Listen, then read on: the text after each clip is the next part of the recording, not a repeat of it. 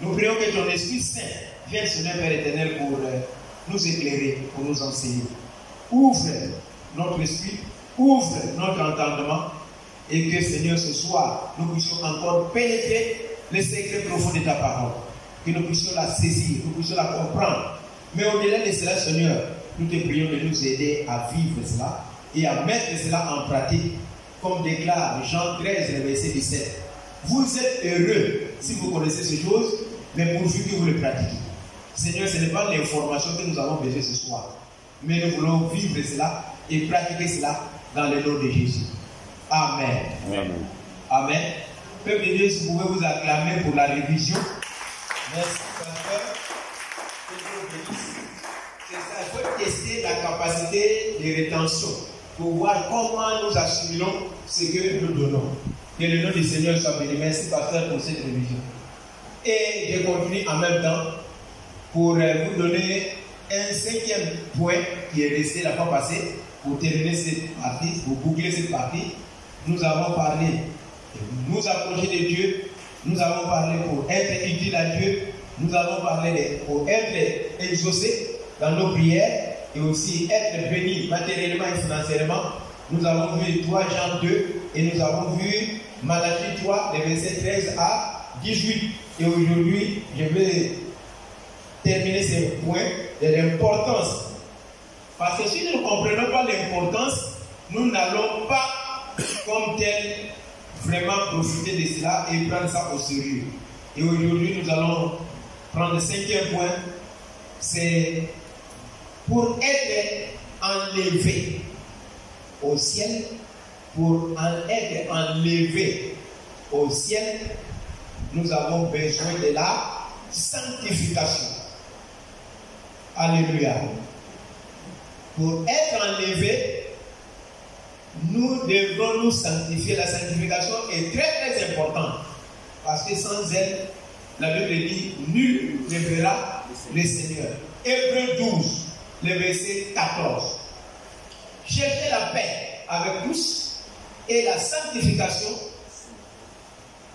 Sans cela, nul ou personne ne verra le Seigneur. C'est-à-dire quoi? Sans la sanctification, tu ne peux même pas te présenter devant Dieu. Et c'est pourquoi Dieu dit ceci. Beaucoup de personnes n'iront pas au ciel, pas parce que Dieu est méchant, mais parce que toi-même tu ne peux pas supporter la présence de Dieu. Dites Amen avec nous. C'est parce que toi-même tu ne peux pas supporter la présence de Dieu. Pourquoi? Parce que Dieu est saint. Et si toi tu n'es pas saint, tu ne peux pas supporter la présence de Dieu. Donc pour être enlevé, bien aimé, nous avons besoin de la sanctification. Nous allons appuyer cela par Éphésiens chapitre 5, le verset 25 à 26. C'est juste à côté du verset que beaucoup utilisent pour le mariage. Ça c'est un verset que les mariés utilisent à la maison. S'ils veulent faire la guerre ou s'ils veulent se chamailler, ils utilisent ce verset-là. Vous connaissez ça bien. C'est Éphésiens chapitre 5. On fait guerre de verset. Où madame dit, Dieu a dit, Marie, il faut aimer ta femme. Et puis le mari aussi prend pour dire, toi aussi, Dieu a dit qu'il faut te soumettre. Donc finalement, c'est une guerre de versets à la maison. Mais il y a un verset qu'on oublie juste après ça. Juste après, on oublie ça. Éphésiens, le chapitre 5, le verset 25 à 26. 25 à 26. Aujourd'hui, je ne suis pas seul. J'ai des hommes de Dieu qui m'accompagnent. Permettez-moi de les présenter. Il y a le pasteur Boudébé qui est là, Yacine. Il y a le pasteur Augustin, que vous connaissez bien, qui est de la maison. Il n'est pas seul, il y a aussi un qui est là pour passer là-bas. Voilà. Et ils font partie de ceux qui suivent la formation de chaque jeudi. On peut les acclamer pour les encourager avec Wadja André qui est là, soit béni mon frère, et aussi qui est le missionnaire, et aussi merci au pasteur qui donne l'autorisation et le conseil pour qu'on fasse pour chaque jeudi ici. Je voudrais vraiment bénir le Seigneur pour le corps pastoral de cette communauté ainsi que le conseil. Je voudrais profiter pour vous dire merci parce que nous utilisons la salle et nous ne payons rien. Ancien. Que Dieu nous bénisse. Amen. On est reconnaissant pour ça. Hier même nous étions là pour la formation. Chaque jeudi nous sommes ici pour la formation des ouvriers, des hommes de Dieu. Merci au conseil. Nous sommes reconnaissants. Dieu va multiplier cela au nom de Jésus. Amen. Amen. Même si on ne peut pas payer le courant, mais Jésus va payer ça pour nous. Alléluia. Mais on est très fiers et très contents de vous, vraiment, que Dieu vous bénisse. Merci au conseil. Alors, je disais tout à l'heure, Éphésiens 5, les versets 25 à 26. Marie, aimez vos femmes, comme Christ a aimé l'Église. Comme Christ a aimé l'Église, il s'est livré lui-même pour elle. Il s'est livré lui-même pour elle, pour l'Église. Afin de la sanctifier par Écoutez la parole. bien le verset 26. Afin de la sanctifier par la parole, après l'avoir purifié par le baptême d'eau. Le verset 27. Il faut aller jusqu'à 27. Afin de faire paraître devant lui cette église glorieuse. Afin de faire paraître devant lui cette église glorieuse, sans tache, ni ride, ni rien de semblable, mais sainte et irréprochable. Voilà l'église qui sera enlevée. Écoutez-moi bien aimé, je ne peux pas vous garantir que tous ceux qui viennent au temple seront enlevés. Seuls ceux qui remplissent cette condition. Amen. Alléluia. Je ne peux pas garantir que tous ceux qui viennent au temple, parce que chacun connaît sa motivation. Chacun connaît sa raison pourquoi il vient à l'église. Mais s'il venait, que Jésus arrivait comme ça, je ne peux pas vous garantir que tout le monde va partir. Alléluia. Parce que chacun connaît pourquoi il vient à l'église. Mais Jésus viendra, lui, il a donné les conditions. Il dit, il viendra au verset 27, chercher une église qui est comment? Glorieuse. Une église qui est comment? Sans tache. Une église qui est comment? Ni ride. Une église qui est comment? Ni rien de semblable. Mais qui est comment? Sainte et irréprochable. Voilà ceux qui seront enlevés. Alléluia. J'aime ça. Parce que si nous partons dans 1 Thessaloniciens chapitre 4, Paul a parlé, j'aime cet enseignement, Dieu permettra qu'un jour on puisse parler de l'eschatologie, le temps dernier, les événements du temps dernier. Et j'aime bien cet enseignement parce que ça va de même avec la sanctification. Parce que c'est quand les gens comprennent comment nous serons enlevés, tu vas bien t'arranger. Amen. Amen. Tu vas bien te mettre en règle. Parce que Jésus ne viendra pas chercher n'importe qui. C'est pourquoi Paul a un peu parlé, je vais poser, dans 1 Thessaloniciens chapitre 4, le verset 13 à 18. Comment nous allons partir, bien aimé? Tu dois te préparer pour cela. Tu dois te préparer. Et notre apôtre Paul a donné un peu une idée dans comment cet événement va se passer. Voilà pourquoi, bien aimé, le jour où nous allons, Dieu va nous donner la grâce avec l'accord des pasteurs, pour que nous puissions parler de ça. Nous allons vous montrer l'enlèvement, comment ça va se passer. Qu'est-ce qui aura lieu avant l'enlèvement? Qu'est-ce qui va se passer pendant l'enlèvement? Qu'est-ce qui va se passer après l'enlèvement? Le Seigneur va nous donner tout ce qu'il faut comme élément. Écoutez bien. Frère Wadja, tu prends 1 Thessaloniciens chapitre 4, les versets 13 à 18. C'est juste pour nous montrer comment nous irons au ciel. Par quelle voie nous irons au ciel? Si nous comprenons la voie par laquelle on va aller au ciel, alors il y a des conditions à remplir pour partir. Vous êtes d'accord? Merci beaucoup. Écoutons comment nous allons partir. 1 Thessaloniciens 4, le verset 13 à 18. Nous ne voulons pas, frère, que vous soyez dans l'ignorance. Que vous soyez dans l'ignorance.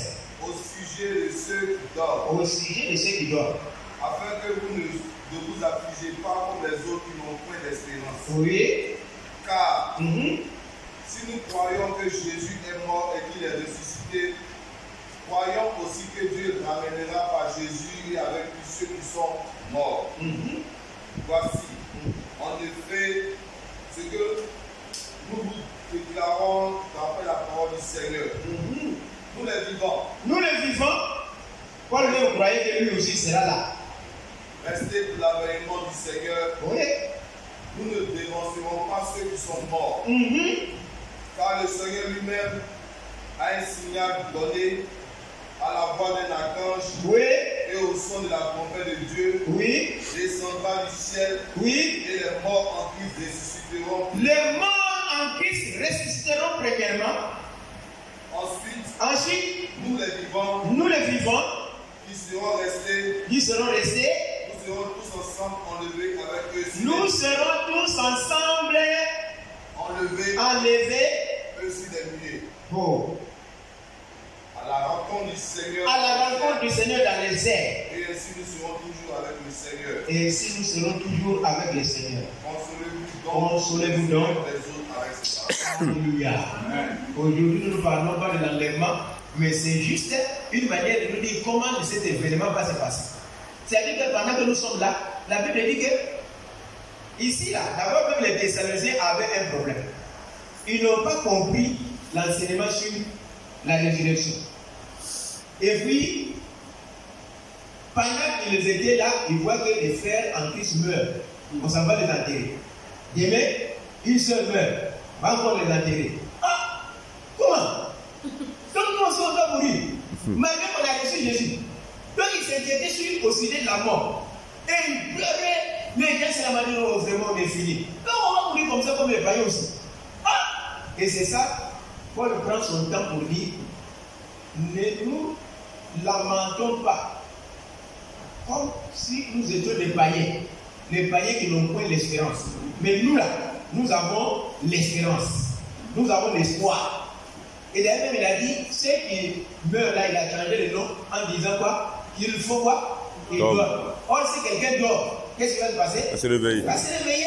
Donc il a minimisé la mort.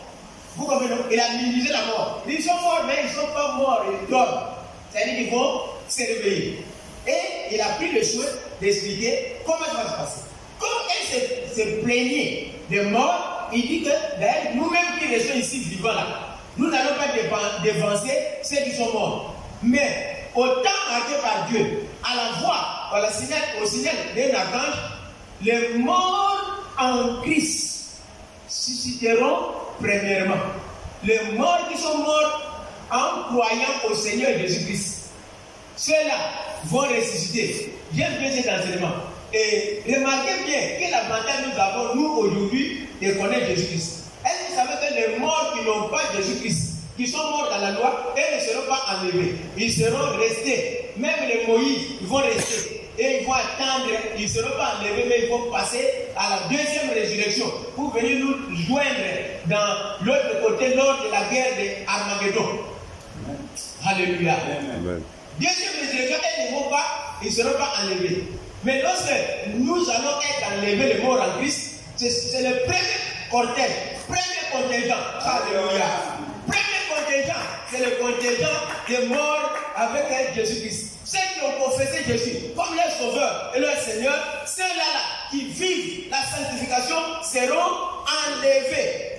Et on va d'abord le voir, mais cela va se passer en un clin d'œil. C'est comme ça. Ce n'est pas fait d'aller saluer, mon papa est ressuscité. Il n'y a pas de temps. Parce qu'on dit en un clin d'œil, la même manière que tu fais comme ça. Ou tu fais comme ça là. Eux vont sortir. D'ailleurs, il y a déjà une inauguration qui s'est passée dans Matthieu chapitre 27.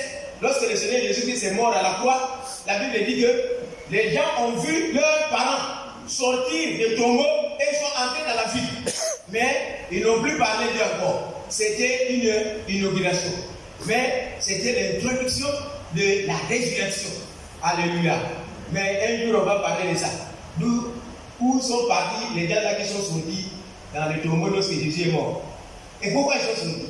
On va voir ça lorsque Dieu permettra qu'on parle de la d'eschatologie. J'aime bien cet enseignement-là. J'aime ça. Mais ici, il s'agit de morts en Christ vont ressusciter premièrement, vont partir. Les restes ne vont pas ressusciter. Ceux qui sont morts dans l'Ancien Testament, dans la loi, tout ça, eux ne vont pas ressusciter. Ils vont rester. Mais eux aussi, quel avantage nous avons, hein? Nous avons un avantage, nous, qui avons Jésus-Christ, sans l'avoir vu. Et aujourd'hui, nous sommes dans le premier contingent. À partir de là, nous serons avec le mort en Christ. Et nous qui serons vivants pendant ce temps-là, si Jésus-Christ ne vient pas, pour parler aussi comme Paul. Alors qu'est-ce qui va se passer?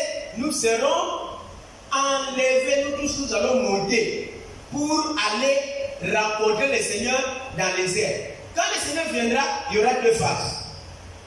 La première phase, Jésus ne mettra pas ses pieds sur la terre. Mais il sera où? Dans les airs. Il sera dans les airs et nous, comme un aimant, alléluia. J'aime cette. Comme un aimant, même les tombeaux qui sont à Williamsville, malgré le béton qu'on a mis dessus, ces jours-là, si la trompette sonne, le béton là vont casser au tombeau de Williamsville. Alléluia. Les câbles là vont casser. Et les morts vont sortir. Mais comme un aimant, avec nous, nous serons transformés, pas avec ces corps ici. Nous serons transformés en corps de gloire. Et en même temps avec les morts en Christ qui seront ressuscités, nous allons partir comme un aimant pour aller rencontrer le Seigneur dans les airs. Et nous allons rester un moment avec le Seigneur. Mais après quoi? Nous reviendrons encore avec le Seigneur sur la terre. De la même manière que Jésus est parti dans Actes des Apôtres, chapitre 1, verset 11. Il est monté en disant que de la même manière qu'il s'en va, il reviendra. Et maintenant, deuxième phase du retour, Jésus viendra maintenant avec nous. Dites Amen. Amen. Avec moi. Vous dites ça. Vous dites avec moi. Il faut te préparer pour qu'il vienne. Alléluia. On se prépare. Donc, nous reviendrons avec le Seigneur Jésus-Christ et il va poser ses pieds sur le mont des Oliviers. Et Zacharie chapitre 14 nous montre ça. Même montagne d'Olivier où il est monté au ciel. C'est sur cette montagne que nous viendrons avec Jésus-Christ pour poser ses pieds sur cette montagne. Et la Bible dit que le mont des Oliviers se fendra en deux. Ça va faire deux camps. Et puis il y aura bouche au milieu. C'est là que maintenant il y aura ce qu'on appelle la guerre d'Armageddon. C'est-à-dire que tous les antichrists, tous ceux qui sont dans le gouvernement du diable, ils sont là, ils vont se mettre, tous ceux qui sont dans les sectes pernicieuses vont se mettre d'un côté, et puis nous avec Jésus-Christ. Alléluia. Et puis Jésus, notre général, sera devant. Nous-mêmes, on ne va même pas combattre. Alléluia. Parce que Jésus, le général, sera devant. Nous, on sera seulement derrière. On a gagné. On a gagné. On a gagné. On ne va même pas combattre, ce n'est pas la peine. Parce que Jésus lui-même va botter. S'il a déjà botté à Golgotha, ça c'est maintenant en live. Alléluia. Donc Jésus va botter bien fort, il va l'attraper et on va le dégoûter. Nous, on ne va même pas faire des détours. On va seulement chanter derrière. Parce que lui-même, le général, sera devant. Le capitaine sera devant. Jésus-Christ, le roi des rois, le seigneur des seigneurs, il sera devant. Et nous, on va seulement rester derrière pour chanter. Et c'est là qu'il aura lieu ce qu'on appelle la guerre d'Armageddon. Mais on connaît déjà le résultat. C'est un match en différé parce que nous, on connaît le sport. C'est 5-0. Alléluia. Mais le problème pour ce soir, c'est de comment il va quitter le sol ici pour aller joindre Jésus dans les airs. Voilà la vraie question. Comment il va quitter ici pour aller joindre Jésus? Et puis là-bas, on ne va pas aller en conteneur. On ne va pas aller, maman, ce n'est pas fait de gêner. Hé mon mari, il n'y a pas ça. Chacun va se chacun pour soi. Chacun pour soi. C'est pourquoi la Bible dit, dans Matthieu, il y a deux qui mourront, les deux femmes. Une sera prise et l'autre est restée. Deux personnes seront sur le toit pour mettre les tonnes. Un est enlevé avec le point qu'il a disparu, toi. Et puis un va rester là-bas. Et encore grave, si tu es dans un avion, et puis les deux pilotes quittent dans l'enlèvement. Oh non, ce jour-là, je ne souhaiterais pas vraiment voyage. Comment tu sais là? Il est dans l'avion. Et puis, les hôtesses de l'air disent, ah, où nous sommes ici, les deux pilotes. Hein? Lui, il est parti. Non, il n'est pas là. Qui? On est parti. Merci beaucoup. Le petit de parti, vous êtes déjà parti. Mais maintenant, on dit que, ah, où nous sommes ici, ceux qui seront dans l'avion. Les pilotes, les deux pilotes ne sont plus là. Vous savez qu'est-ce que c'est l'air là-bas? Hein? Vous savez pas ça? Ça, ce sont des enseignements qu'il faut donner aux chrétiens. Pour qu'ils comprennent comment les choses vont se passer. Parce que souvent, on joue avec la vie chrétienne. On joue avec la vie chrétienne. Ma soeur, mon frère, je n'aimerais pas, je ne souhaiterais pas que quelqu'un reste. Parce que si tu restes, tu n'es pas dans l'enlèvement là. C'est là que va arriver ce qu'on appelle la grande tribulation. La grande tribulation, quand ça va venir là, ça dit que tu vas te sauver par ton propre sang. C'est toi-même maintenant qui vas te sauver. Parce que le sang de Jésus qui a refusé ça. Maintenant, c'est toi-même qui vas te sauver. Et c'est là maintenant que le diable va entrer en action. Il va commencer. Même tes yeux là, j'ai un film, hein, quand on va faire sur les jours sur l'eschatologie là, on va finir par le film Antichrist. J'ai ça. Antichrist. Si tu vois ça, tu ne vas plus jouer avec ta vie. Parce qu'on va dire, on va lever tes yeux. Mais tu n'es pas mort, tu es là.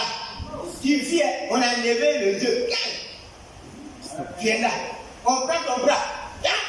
On coupe. Tu es là. Tu meurs pas. Tu es là. Vous comprenez ce qui va se passer là? C'est pourquoi, bien aimé, il faut te préparer pour être enlevé. Et une des conditions pour être enlevé là, c'est la sanctification. Alléluia. Alléluia. Parce que Dieu ne viendrait pas prendre ceux qui vivent n'importe comment. C'est pourquoi l'église là, quand nous venons à l'église, les gens vont pas faire. Les gens font là, vous venez à l'église, non, hey, donne-moi ça, donne-moi mari. Cette année là, 2019, si tu ne donnes pas mari, il y a des plein d'église. Il faut laisser à la maison, tu vas faire attendre mari. Mais quand Jésus va venir là, tu vas voir comment tu vas pleurer là. Comment tu vas pleurer? Comment tu vas pleurer? Alléluia. Quand Jésus va venir là, l'enlèvement a eu lieu, et puis toi tu es resté là. Bon, maintenant c'est à ce moment-là que tu vas chercher ton mari, et puis vous allez bien vous marier.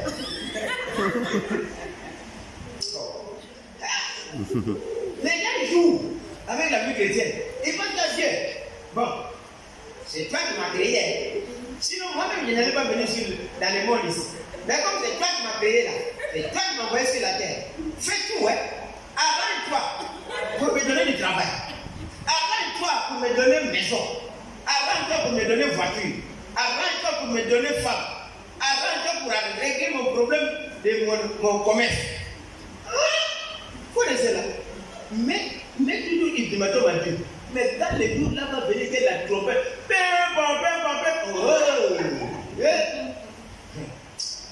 Je ne souhaite pas que quelqu'un reste. Frère, c'est pourquoi nous devons prendre les jours de sérieux pour que nous tous là, on soit enlevés s'il le faut. Frère, frère, ça c'est ma prière. Pour qu'on soit enlevé, que personne ne reste. Parce que si tu restes là, ce qui va arriver là, la grande tribulation, 7 ans. Mais ce qui va se passer là, et on n'a pas encore vu ça. Mais on ne souhaite pas. Mais travaillons sérieusement pour que nous soyons dans les premiers contingents. Dans les premiers départs. Alléluia. Que Dieu nous aide. Nous allons voir ça un jour dans les mois détails, les événements du temps dernier. Comment ça se passe? Parce que les chrétiens, on vient à l'église, on pense que c'est nous qui faisons faveur à Dieu. Bon, Dieu, il a fait faveur, hein? Comme tu m'as sauvé là. Moi-même, je n'ai pas voulu même. Mais c'est toi qui m'as sauvé. Donc, vous faites tout. Vous comprenez ça? C'est comme si on fait faveur à Dieu. Dieu, tu n'es pas vous-même là. Il n'est pas voulu même. Qui toi qui es venu pour me sauver? Jésus, qui est venu de mourir à la croix. Il fallait me laisser dans le monde. Il allait faire les choses. Il faut qu'on. Regardez, quelqu'un qui est sauvé, frère, chaque jour, tu dois rendre grâce à Dieu pour le salut. Il faut faire le salut tu vas rendre grâce à Dieu tous les jours. Parce que bien aimé, tous ne sont pas sauvés. Même tes promotionnels, c'est avec qui vous êtes nés. Tous n'ont pas connu Jésus. C'est une grâce de connaître Jésus-Christ. C'est comme si quelqu'un qui est déjà admis ou admise pour une personne dans une école ou bien dans un poste de travail quelque part. Vous comprenez ça? Hein? C'est une grâce d'être sauvé, bien aimé. Et puis nous on joue avec. Hein? Tu dis, mais pourquoi même tu m'as sauvé? Hein? Si tu ne peux pas me donner mal, tu n'as rien compris. Hein? Tu n'as rien compris encore. Que Dieu nous aide au nom de Jésus. Frère, soeur, préparons-nous. Ces jours-là, c'est comme un aimant où tu es là, en même temps, brrr, tu es transformé en corps de gloire. Et puis, départ, comme un aimant qui te tire en haut. Maintenant, si tu n'es pas prêt, tu restes. Et puis, vous allez vous rendre compte que les gens sont partis. Hein. Tu regardes comme ça, tu retournes à la maison, ton mari n'est pas là. Ou bien ta femme n'est pas là. Ou bien tes enfants ne sont pas là. Deux sont partis. Hein? Il y a un film comme ça, même la lèvre s'est produit pendant le culte. Pendant le culte. Hein? Il y a un film. Pendant le culte, les pasteurs qui prêchaient partent. Et les fidèles, un à un, sont partis. Donc même pendant qu'ils étaient en train de louer, ils regardent à côté. Mais mon voisin où? Il est parti. Et regarde mon voisin où? Ma voisine. Il est parti. Ah! Et puis moi je suis resté. Bon, continuez le culte maintenant. Continuez le culte. Vous allez voir comment. Je suis. Continuez le culte là. Hein? Non, oh, ils sont en train de jouer au portable. Ils sont en train d'envoyer un message sur WhatsApp. Envoie. Oh. Soyez ici.